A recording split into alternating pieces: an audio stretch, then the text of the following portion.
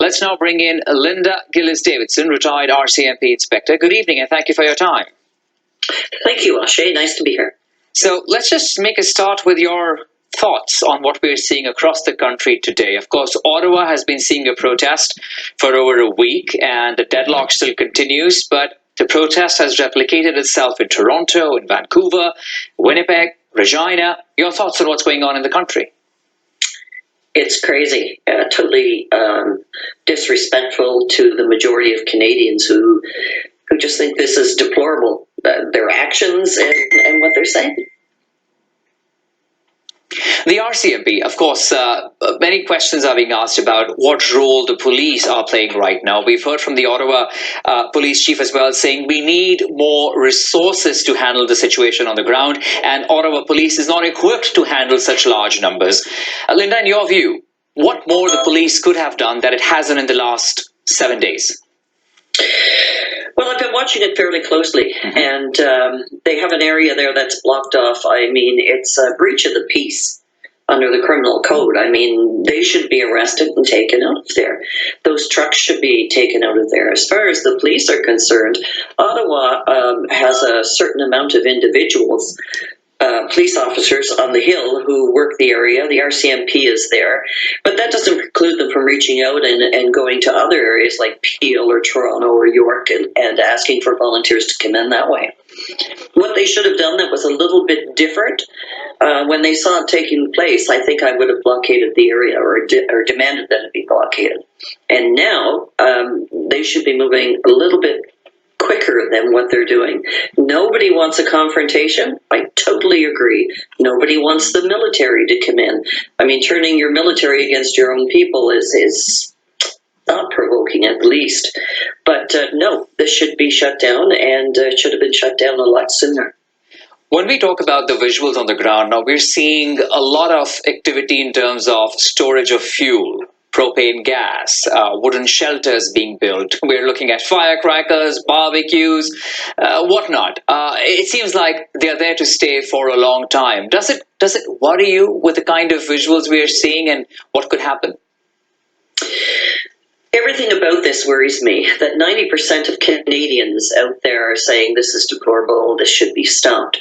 You have 10% that is a fringe group. That fringe group has been able to get away with little less than murder throughout the different areas, especially Ottawa. It's time to pull the plug on that. I mean, what's a bouncy castle? I mean, what's that got to do with there? Why are you hoarding fuel? Why are you building buildings in an area? Where's your permits?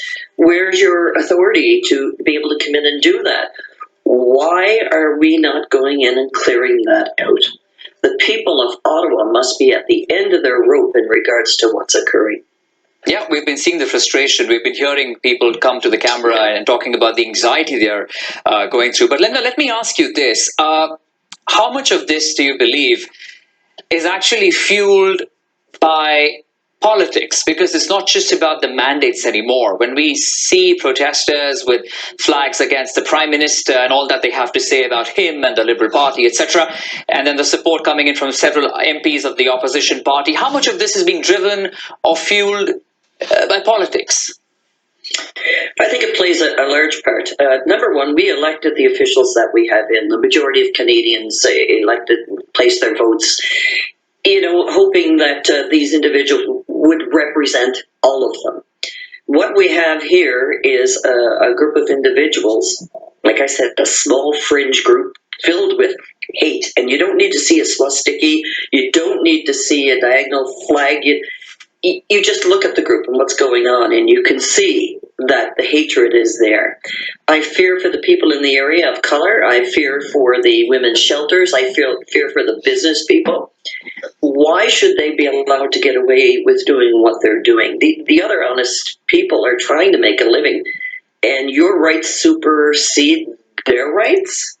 No. As far as politics, I agree the Prime Minister should not meet with them. There's no need to meet with them. Why give them credibility? The second thing is the Conservative members who have met with them and got on the Hill and hear what they have to say. As far as I'm concerned, based upon their actions to date, they have nothing to say that I would be willing to listen to. So yeah, I do think the right wing of the Conservative Party has pushed this to a level it should never have been. But cheers to Trudeau for not entertaining them. Okay, of course, the big question still remains, how long will all of this continue on the ground? But we'll have to leave it at that for this evening. Linda Gillis-Davidson, retired RCMP inspector, thank you for your time. Thank you, Akshay. Nice to be there.